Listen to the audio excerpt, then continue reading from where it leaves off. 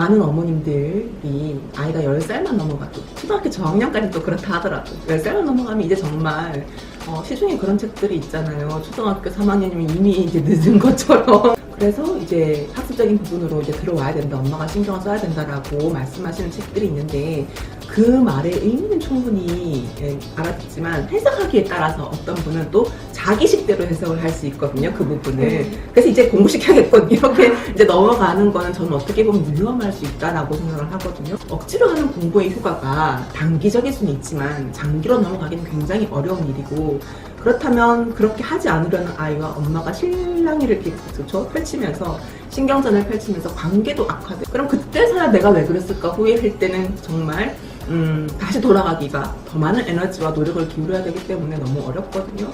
저는 정말 초등학교 3, 4학년 10살 정도인 나이 전혀 늦다고 생각하지 않고, 그 시기에 학습으로 방향을 턴하는 것도 정말 아이에 따라서는 잘 생각해보고 접근을 해야 하는 부분이 있다라고 생각을 하고요. 국민이 교육에 대한 관심이 지대한 나라에서 경쟁을 해야 하는 이 나라에서, 그렇기 때문에 더더욱 불안해서 학습적인 부분으로 방향을 트시지만 결국 그 학습의 기본이 어휘력이고 이해력이거든요. 책을 통해서 아이가 어휘력과 이해력을 키우면 저는 학원에서 힘들게 억지로 하기 싫은 공부를 하고 있는 것보다는 정말 더 멀리 대학을 바라보고 그 이후로 인생을 바라봤을 때 저는 단언하면서 이야기한다면 중학교까지는 책육아가 더 옳다라고 생각을 하는 면이 있어요. 네. 책육아를 해보신 분들은 참 공감하실 이야기인데요. 책을 많이 읽은 아이들은 어휘력이 정말 남달라요. 그게 저는 저희 큰아이를 통해서 경험을 했었거든요. 그런데 사실 저희 둘째 아이는 그렇지 않았거든요. 책보다 나는 노는 게 더 재밌어, 엄마. 놀다 보니 책 읽을 시간이 없어 라고 이야기했던 저희 둘째 아이가 초등학교 때 우연한 기회에 판타지 소설을 꽂혔어요. 초등학교 6학년 때 아이가 너무 화가 났는데 슬픈 화, 속상한 화 이런 표정으로 있는 거예요. 그래서 왜 그러니? 라고 물었더니 초등학교 6학년이에요. 이 아이가 뭐라고 했냐면 이상한 지팡이 같은 거 하나를 휘두르면서 얄라미오 샬라미오 콩 하면 내가 지정토로 만든 케이크, 진짜 케이크가 되어야 되는데 아무리 해도 안 된다는 거예요. 제가 그걸 들으면서 13살이 되어서 야, 현실과 환상을 구분을 못해? 그냥 나한테 어떻게 하지 쟤를? 이런 생각이 들었던 적이 있었는데, 아무튼 이와 함께 우연히 산책을 갔었거든요. 저녁에 해질 무렵에. 근데 산책을 갔는데 저에게 있어서 그렇게 수준 높은 어휘를 들려주면서 아이와 말하는 즐거움을 주었던 아이는 늘 저희 첫째 아이였었는데, 어느 날 저희 둘째 아이가 갑자기 노을 지는 하늘을 손으로 가리키더니 와, 엄마, 저 창문을 가로지르는 한 마리의 아름다운 새를 보세요. 뭐지 이게? 뭐 어디를 가로지르러? 너무 놀라워서 제가 저런 어려운 단어를 어디서 알았을까? 그런 생각만 하고 있던 어느 날 저희 아이가 한참 판타지에 빠져있을 때였거든요. 아이들 학교를 다 이제 보내놓고 식탁을 정리하고 있는데 아이가 읽다가 간 책이 있는 거예요. 그래서 이거 두꺼운 책을 읽고 있길래 이 두꺼운 책을 읽다가 갔나?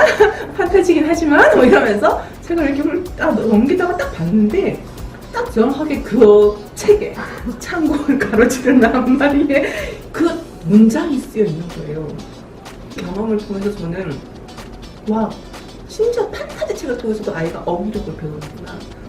정말 책과 실제 경험과 대화는 아이의 어휘력과 이해력과 사고력과 창의력과 너무나 많은 영역들을 자연스럽게 가져다 주는 것 같아요. 사실 어떻게 보면 나이가 어릴수록 특히 초등학교 같은 경우는 학원에서 끊임없이 되풀이 반복 교육을 하거든요. 학습 중에 가장 뛰어난 학습 효과를 거두는 것 중에 한 가지가 반복 학습이에요. 그렇다 보니까 초등학교는 배우는 단위나 양이 적기 때문에 그 적은 양을 계속 반복적으로 듣고 하다 보면 그냥 성적, 그러니까 시험 점수만 가지고 보면 어떻게 보면 책만 읽었던 아이들이 뒤처지는 듯한 느낌이 들어서 조바심이 생길 수도 있어요. 하지만 더 긴 시간 동안 받아보면 결국은 우리가 학습을 한다는 것, 시험을 문제를 푼다는 것, 다 어서로 되어 있는 이것들을 이해를 하고 그쵸 받아들여야 되는 부분이 있거든요. 그것이 이제 고등교육으로 넘어갈수록 어휘 수준도 높아지고 문장을 썼는데 분명히 한국말인데 영어보다 더 어렵게 느껴지는 그 문장들이 이해와 사고의 영역인데 이것을 학원에서 그렇게 끊임없이 같은 수준을 반복해서 그것이 만들어지지 않거든요.